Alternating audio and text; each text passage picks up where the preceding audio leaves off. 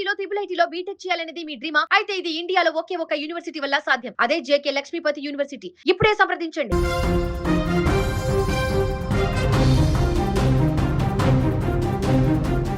జీవితంలో రేపటి గురించిన ఎన్నో ఆశలతో కంటి నిండా నిద్రపోవడానికి పడక ఎక్కారు. తెల్లవారితే కొత్త రోజు వస్తుందని మళ్ళీ పనుల్లో పడదామని అనుకున్నారు. కానీ ఆ అర్ధరాత్రి వారి పాలిట కాలరాత్రి అవుతుందని ఊహించలేదు. గాఢ నిద్రలో ఉండగానే మృత్యువు మంటల రూపంలో వచ్చి వారిని చుట్టేసింది.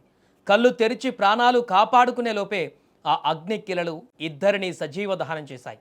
ఏలూరు జిల్లాలో జరిగిన అగ్ని ప్రమాదంలో ఇద్దరు వృద్ధ అక్కా చెల్లెలను సమాధి చేసింది ఈ అగ్ని ప్రమాదం. ఏలూరు జిల్లా వేలూరుపాడు గ్రామానికి చెందిన వలగాని సావిత్రి ఒంటరిగా నివసిస్తోంది. కొన్ని రోజుల క్రితమే తెలంగాణలోని సూర్యాపేట జిల్లా కాచెర్లపాడు గ్రామం నుంచి ఆమె సొంత అక్క సిగ పూలమ్మ చెల్లెలని చూసేందుకు కాసేపు ఆత్మీయంగా గడిపేందుకు వేలేరుపాడు వచ్చింది. అక్కా చెల్లెలిద్దరూ ఎన్నో ఏళ్ళు ముచ్చట్లు చెప్పుకున్నారు. ఎంతో సంతోషంగా గడిపారు. సోమవారం రాత్రి కూడా ఎప్పటిలాగే తిని ప్రశాంతంగా నిద్రపోయారు. ఆ ఇల్లే తమకు చివరి శ్మశానం కాబోతుందని వారు ఎంతమాత్రం కూడా అనుకోలేదు. సరిగ్గా 1 గంట సమయం. ఊరంతా గాఢ నిద్రలో ఉంది.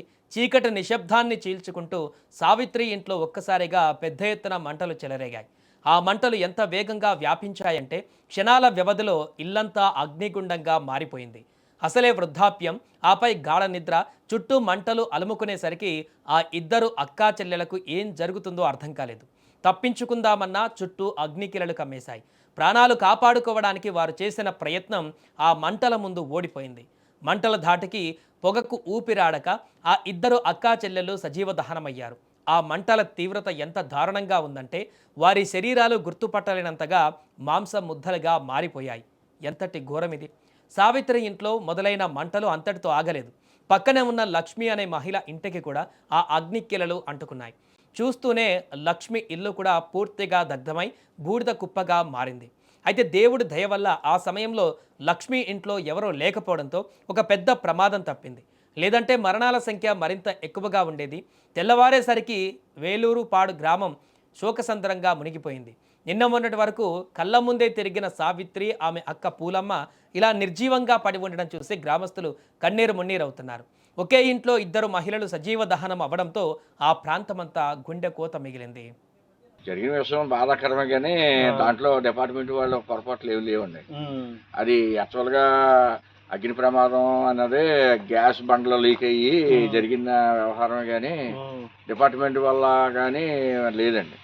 మాకు 1 గంట 50 నిమిషాలకి ఫోన్ వస్తే వెంటనే కరెంట్ ఆఫ్ చేసాం. కరెంట్ ఆఫ్ చేసి ఆ బలంగా వాళ్ళని మన వాళ్ళకి సర్వీస్ వైర్ అది కట్ చేయించి మళ్ళీ కరెంట్ ఇచ్చామండి. లోపల బాగా గ్యాస్ ఉన్న వల్లనే బాగా చాలాసేపు మండిందండి. అది మరి ఎంత పడుకున్నా మంట వచ్చినా కానీ మనిషి వచ్చి గుమ్మం తీస్తారు కండి. కనీసం మంటలు వస్తే మనిషి వచ్చి గుమ్మం తీస్తారు కండి. అది లేగట్లేదండి ఆ రాత్రికి అయినా కానీ కనీసం బాగా అది ఏమన్నా లోపల గ్యాస్ అది పట్టేసి ఉండాలి. గ్యాస్ పట్టేసి బాగా లోపల మంటలు అవి మండుతుంటే లేగలేరు కదా. చాలా బాధాకరమైన విషయం సార్. ఏదైనా ఇద్దరు మనుషులు, చాలా బాధాకరం. ఇద్దరు మనుషులు చనిపోవడం అక్క చెల్లంటే